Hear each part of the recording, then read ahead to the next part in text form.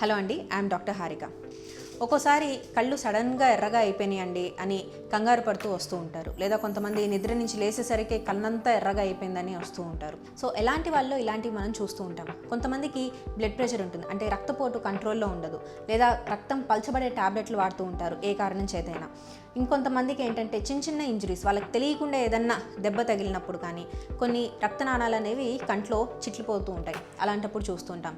లేదా heavy weights lift చేసినప్పుడు కానీ, చాలా బలంగా తుమ్మినా కానీ దగ్గినా కానీ, ఇలాంటప్పుడు కంట్లో ఉండే చిన్న చిన్న కంటి నరాలు చిట్లిపోయి ఆ రక్తం అందులో నుంచి అలా బయటకు వచ్చేస్తూ ఉంటుంది. అప్పుడు మనకి కళ్ళంతా ఎర్రగా ఉన్నట్టు మనకి కనిపిస్తుంటుంది. సో ఇలా ఎప్పుడన్నా మీరు గమనిస్తే ఒకసారి మీ ఆఫ్థల్మాలజిస్ట్ని కన్సల్ట్ చేసి ఏ కారణం చేత ఇలా అయిందో తెలుసుకుని మాత్రమే మనం దానికి ట్రీట్మెంట్ తీసుకోవాల్సి ఉంటుంది. మొత్తంగా ఈ ఎరుపుదనం తగ్గడానికి ఒక 2 వారాల నుంచి నెల వరకు టైం పట్టే అవకాశం ఉంటుంది.